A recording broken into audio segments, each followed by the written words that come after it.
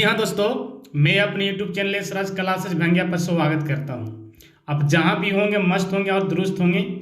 चलते हैं, आपकी पूरी जानकारी जो है आपके रासायनिक शास्त्र का पूरा वीडियो का डिस्क्रिप्शन में लिंक है। आपका 1 2 3 4 तक बन चुका है, पूरा कंप्लीट करा दिए हैं। जितना वर्ड आपको नज़र के सामने दिखाई दे रहा है ना, सभी की सभी को हम आपका करेक्ट कोर्स हम बता दिए हैं। चैनल पर नए होंगे चैनल को सब्सक्राइब कर लेंगे। आज जो है हम आपको अम्ल क्षार और लवण, जिसको अम्ल भस्म भी कहते हैं, वहाँ से हम आपको बताना है, जानकारी देना है। दूसरा लेसन ये आपको सभी की सभी जो है NCERT से बनाया गया है। इसका PDF हम दे देंगे व्हाट्सएप ग्रुप के लिंक में, टेलीग्राम में ज्वाइनिंग हो जाएगा। जैसे ही आपको कंप्लीट कर देंगे आपको मिल जाएगा। चलते हैं, अब आ चुका है, इंड खत्म हो गया, यहाँ से आता है, ध्यान दीजिएगा।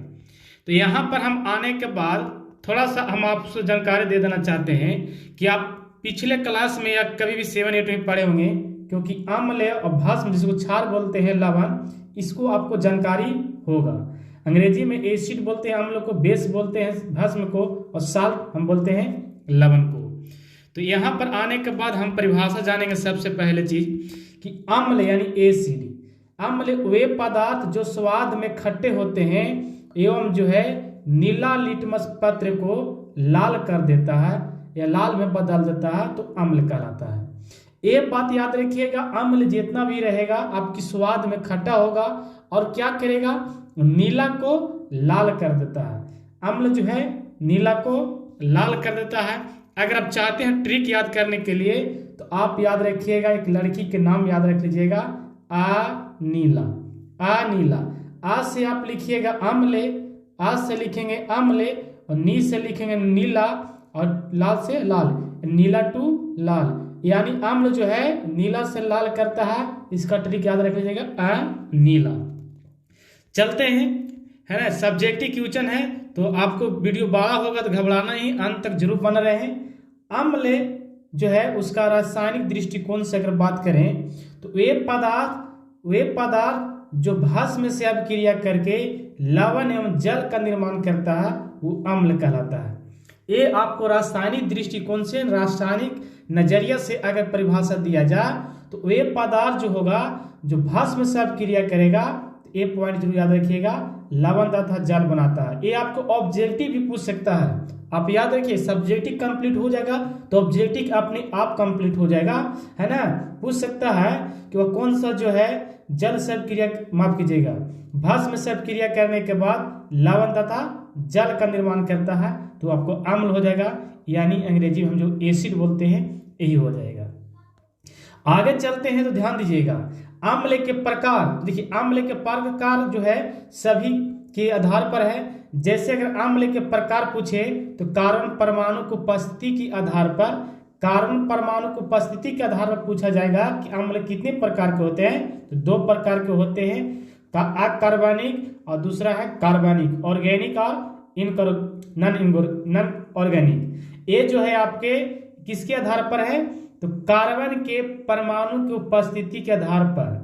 ये अम्ल के प्रकार अगर पूछेगा कि कार्बन के परमाणु के आधार पर अम्ल कितने प्रकार के हैं, तो 2 प्रकार के हैं, अकार्बनिक, कार्बनिक या कार्बनिक, अकार्बनिक, ये 2 प्रकार के होते हैं। सीधा बात होता है, आपको नाम से ही पकड़ लीजिएगा, जिसमें कार्बन की मात्रा नहीं हो अकार्बनिक, और जिसमें कार्बन की मात्रा हो वो क्या हो गया आपको कार्बनिक। तो ये परिभाषा हम देंगे, आगे देखते हैं। आप यहाँ पर परिभाषा के नहीं, यहाँ पर आपको एग्जाम्पल दे दिया गया है।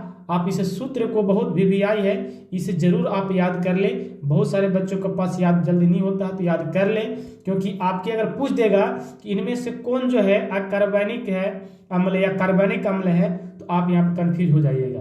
ध्यान दीजिएगा, हाइड्रोक्लोरिक अम्ल का सूत्र होता है HCl, सल्फ्यूरिक अम्ल का होता है H2SO4, और नाइट्रिक अम्ल का सूत्र होता है HNO3, और फास्फोरिक अम्ल का सूत्र होता है H3PO4। इस सभी के सभी जो है ये आपको है अकार्बनिक, यानी इसमें कार्बन के जो है उपस्थिति नहीं है। अब कहीं पर देख लीजिए, H है Cl है, क्लोरीन है, H हाइड्रोजन है, H2SO4 है। तो अब देखिए हाइड्रोजन है, सल्फेट है, यहाँ देखिए हाइड्रोजन है, नाइट्रोजन, ऑक्सीजन है। तो यानी इधर जितना भी दिया गया है लेफ्ट साइड, इस सभी की सभी जो है ये आपको अकार्बनिक दिया गया है। यानी जितना है आपको लेफ्ट साइड में इस सभी की सभी जो है आपको अकार्बनिक, इधर सभी की सभी जो है आपको कार्बनिक। सीधा बात, इसमें आपको कार्बन की मात्रा है। अब हम चलते हैं, अगर हम बात करते हैं कार्बनिक कौन कौन होंगे, तो ध्यान दीजिएगा। फॉर्मिक अम्ल जिसका सूत्र होता है HCOOH। अगर पूछ देगा आपको निम्न में से कौन सा आपको कार्बनिक है, या पूछेगा फॉर्मिक अम्ल का रासायनिक सूत्र क्या है, तो ये आप सभी को सभी हम बता दे रहे, इसीलिए कि VVI क्वेश्चन है। हो सके तो आप हमारे चैनल पर नए अगर होंगे तो इसे जरूर नोट कर लेंगे, हमारे तरफ से गाइडेंस है। एसिटिक अम्ल के सूत्र बोलेगा तो CH3COOH। प्रोपनोइक अम्ल के सूत्र C2H5COOH। ब्यूटेनोइक अम्ल, पेंटेनोइक अम्ल के ये जितना है इसमें देखिएगा तो आपकी कार्बन के जो है उपस्थिति नहीं है, C से कार्बन हो रहा है। चलिए आगे चलते हैं, तो आगे हम देखिए कार्बन के परमाणु के आधार पर अम्ल दो प्रकार के होते हैं। तो अब जो हम पढ़ेंगे अम्ल के प्रकार, वो आपको जल की उपस्थिति के आधार पर, कि अम्ल में जल की भी उपस्थिति होता है, तो अम्ल जो है जल की उपस्थिति के आधार पर कितने होते हैं, तो तनु अम्ल और सांद्र अम्ल, ये भी दो प्रकार के होते हैं जल की उपस्थिति के आधार पर। तनु का अगर बात किया जाए तो इसका मतलब होता है पतला, तनु का मतलब हो गया पतला, और सांद्र का मतलब आप गाढ़ा बोलिए या आप बोल सकते हैं मोटा, गाढ़ा या मोटा। यानी जल की उपस्थिति के आधार पर अम्ल में पतला और मोटा। सीधा बात होता है जिसमें वैसा अम्ल जिसमें जल की मात्रा अधिक रहेगा तनु अम्ल कहेंगे, और जिसमें जल की मात्रा कम रहेगा उसे हम सांद्र अम्ल कहेंगे। चलते हैं आगे, तो आगे चलते हैं। तो आगे जब देखते हैं हम, तो परिभाषा सबसे पहले आपको हल्का सा गाइडेंस करके देख समझ सकते हैं। जल की मात्रा देखिए, जाने इस तरह का मुंह खुला रहता है ना, उससे ज्यादा होता है। जल की मात्रा अगर अधिक होगा तो तनु, क्योंकि जल की मात्रा ज्यादा है, सीधा बात पतला न हो गया तो तनु हो गया हम लोग कहेंगे। और अगर जल की मात्रा कम है तो उसे हम क्या कहेंगे, सांद्र अम्ल कहेंगे। तो जल देने क्या ही बोला, आपको मुंह खुला नहीं है तो कम है, और जल देने अगर इस रहेगा तो आपको तनु अम्ल। परिभाषा तो पहले ही बता दिए हैं, हो सकता है तो आप नोट भी कर सकते हैं, कोई दिक्कत नहीं है। अगर आगे चलते हैं हम, ध्यान दीजिएगा, यहाँ पर तो हो गया कि सांद्र अम्ल तनु अम्ल से अधिक शक्तिशाली होता है। तो ये बात सही है कि तनु है तो पतला है और सांद्र है से गाढ़ा है, तो ज्यादा आपको जो अम्लीयता का मात्रा मिलेगा वो आपको सांद्र में मिलेगा। किसमें मिलेगा, सांद्र में। तो इस सांद्र अम्ल जो है तनु अम्ल से अधिक शक्तिशाली होता है, तो होगा भी, ये आप भी जानते हैं, इसे आप स्टार बना के बीच में नोट करके आप लिख सकते हैं। आगे चलते हैं, यहाँ पर अब तो हो गया हमको परमाणु के आधार पर, है ना, कार्बन परमाणु की उपस्थिति के आधार पर हमने दो प्रकार के, यहाँ पर शक्ति के आधार पर बताएंगे अभी, लेकिन बीच में बताए हम क्या, जल की उपस्थिति के आधार पर तनु और सांद्र।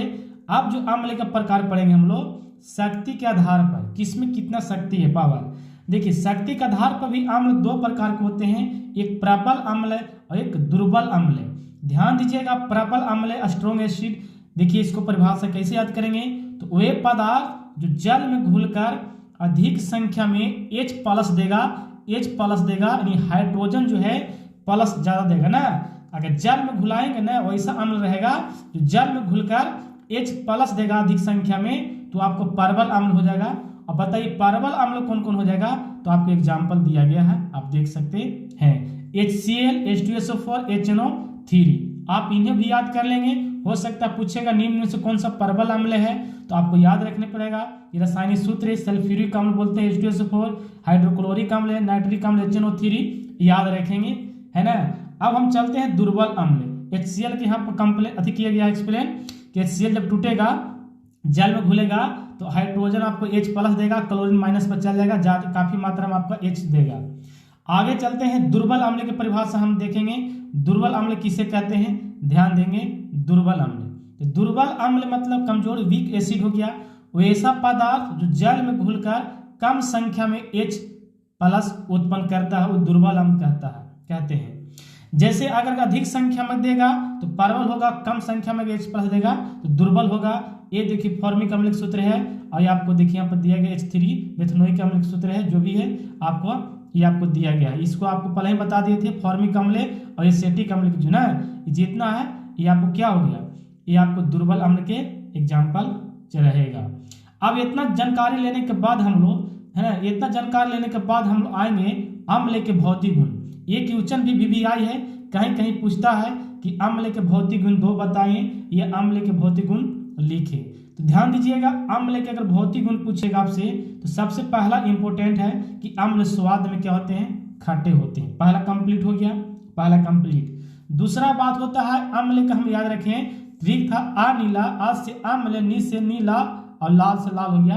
अनीला ट्रिक इसलिए कि अम्ल जो है नीला लिटमस पत्र को लाल कर देता है, इन लाल में बदल देता है। दूसरा भी कंप्लीट। तीसरा जो है अम्ल जो है उसका जलीय विलयन जो होता है विद्युत का सुचालक होता है, विद्युत का सुचालक, ये भी हम कंप्लीट है। इसको भी आप नोट करते जाए तो अच्छा रहेगा। वीडियो को रोककर आगे चलते हैं, जो बच्चे को पास नोट नहीं होगा तो आप जरूर कर लेंगे। आगे चलते हैं, अम्ल जो है रंगहीन और गंधहीन होता है। अम्ल गमहके मतलब गंध उन्द नहीं होता है और रंगहीन होता है। पांचवा जो है आपके प्रबल अम्ल संक्षारक प्रकृति का होता है। प्रबल अम्ल जो अगर रहेगा ज्यादा टेस्ट तो आपको संक्षारक प्रकृति का होता है। इस वीडियो में इतना ही, नेक्स्ट वीडियो के लिए आप प्रतीक्षा करेंगे। चैनल पर नए हैं, आपसे रिक्वेस्ट है आप जरूर सब्सक्राइब कर लेंगे और दोस्तों के पास भी शेयर कर दें ताकि आपका एक भी दोस्त छूटे नहीं। आगे हम लेके आएंगे अम्ल के रासायनिक गुण, जो भी जानकारी है इस सभी कुछ सभी हम आपको पास शेयर कर देंगे एग्जाम होने से पहले। Thank you so much.